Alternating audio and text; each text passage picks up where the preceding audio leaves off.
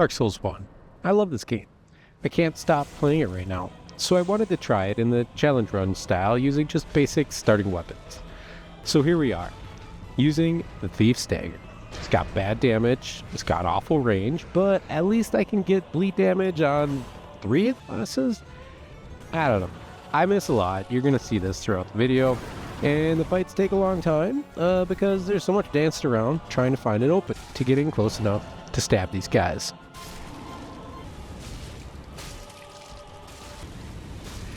But after getting a few early game enemies, I'm able to have enough souls that I can upgrade this thing to +5.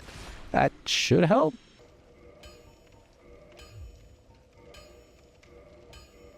I decided early that I was going to do this with the Grass Shield and Power Within, just so that I could speed things up.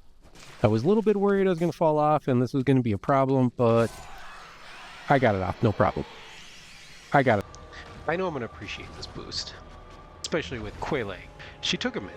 This weapon is not very dynamic. I dodge, I do a two-handed heavy attack, and I repeat. The lack of range, at least in this fight, is negated a little bit by being able to just go for her legs.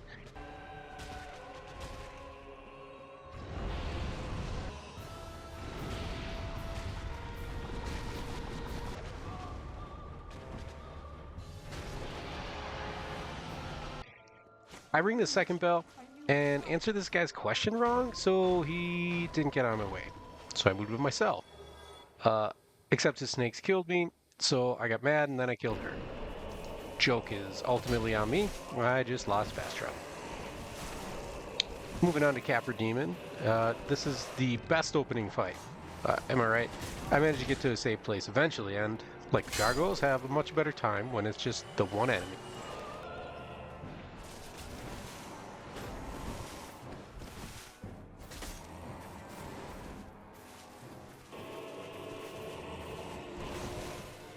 So I unlocked the Large Emperor, but lacked the materials to upgrade it. This is going to make this fight take a minute. I do get bleed damage with every 4 hits, and that helps, but his health bar versus where I'm at right now in this game makes this a little bit painful. With patience, I can take him down no problem.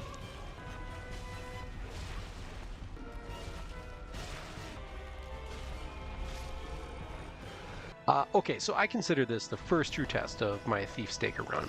I'm not good at these guys, but by forcing a single crappy weapon for the fight, I am learning how to dodge.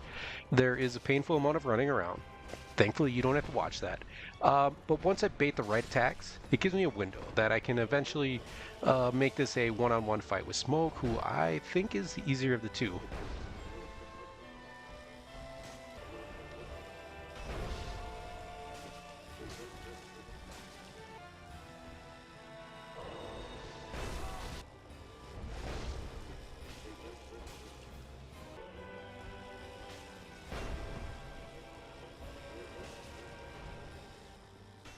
I almost choked.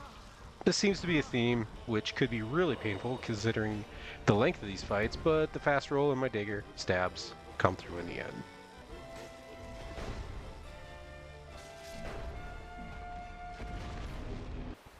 Alright, now that we can fast travel to most places, let's fill up the Lord Vessel. I decided to do 4 Kings first, which means the big doggo is up next. I'm able to do big damage with a +15 dagger now, which is going to be necessary for the next fight. So this is a nice change, no problems here.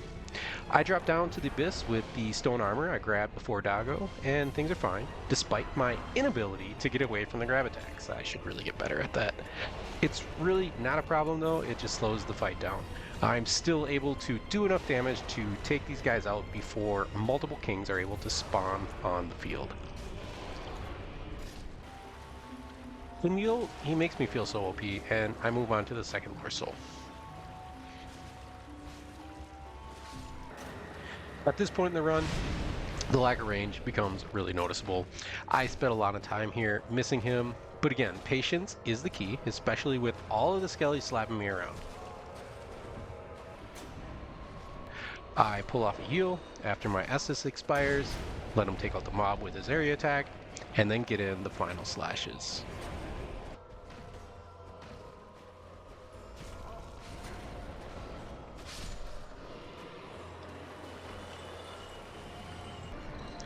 I don't remember this fight ever being a problem. You definitely need power within before you hit this thing, though. That's a fact. But without a big weapon, I get cursed and I do die a couple of times. But once again, I'm forced to learn the attacks and figure out how to get away from these crystals. See, I have absolutely no problems getting away from the crystals. The crystals are fine, I'm not going to get cursed again. Eventually, he goes down, and I don't have to do what might be the worst boss run in the game. I won't have to do that again. This run. Next, I run all the way back to the Demon Temple to face off with Discharge. I know he's cheesable, but I thought I'd try him straight up. My weapon starts to break, but has just enough juice to finish this. This guy again, except this time he's red. Bleed damage, thank you very much. Look at that.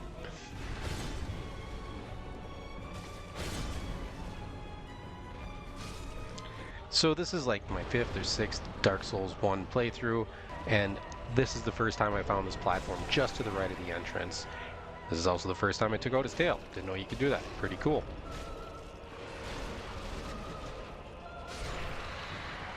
Ugh, this fight's so dumb.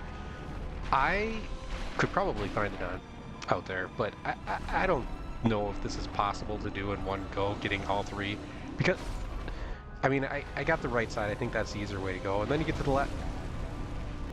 I don't know. Finally got... This bullshit gets me every time. I think that'd be a good video someday. I'd like to see this all in one go.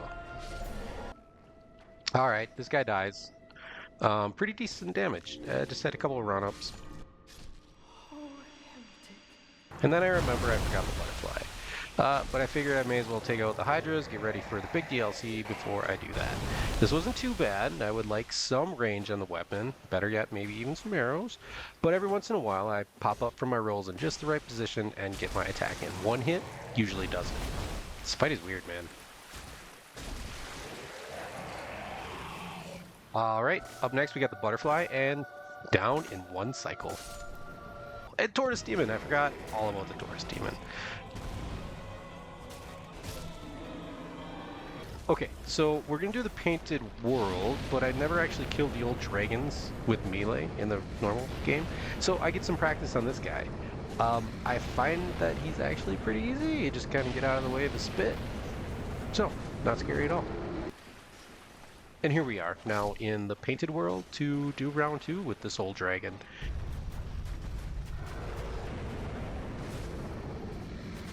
And yeah, just like the dude in Drake's Valley, not a problem. I don't know what's up with Priscilla. She stays invisible the whole time this time? It must be poise damage that I'm not inflicting on her. Either way, I survived long enough to just make her go away. Okay, now we're getting into it. Like 10-minute fights going forward, but I find the right times to get a shot in, the right times to heal. And if you don't get the timing right on any of this, he's going to punish you. Or if you try to get aggressive with the attacks or the heals, he's going to punish you. So being patient, finding those openings, like when he throws this little spit right here. And it's also important to note, I don't even try to bother to knock him out of his power-up. So I'm like 1 hit away from death most of this battle. The dagger just doesn't have enough damage to knock him out. Anyway, I get through it and move on to the next forever fight. Quickly identify the attack I want to punish, and it's the Fire Breath. This gives us enough time to get in close and get a couple of heavies in. Fast roll is essential, helps us get under those head attacks, which provides an additional opportunity to stab at his legs. I once again nearly choke it at the end, but patience ultimately wins the day. I fought this thing. I don't know what this thing is. And then I move on to Max. And so at this point in the game, I finally figure out that the dagger has a 2-handed slide attack. It's the light attack, but it's absolutely essential in this fight. Otherwise, I'm not going to get it in time. So I slide in, get a stab before running away from the slaps. I'm also getting better at managing the silver pendant, but I don't think I actually blocked his magic a single time. It does seem to help with dodge timing. So I stay alive, get the magic dodges in, no problem. It's a long fight, but totally doable. Alright guys, one boss left. And look, this took a long time because it's the first time I actually fought and beat him without parrying. A good thing because apparently I forgot how to parry. And then I found one of these guys. I don't even know what this is. So just getting to the boss fight became a chore.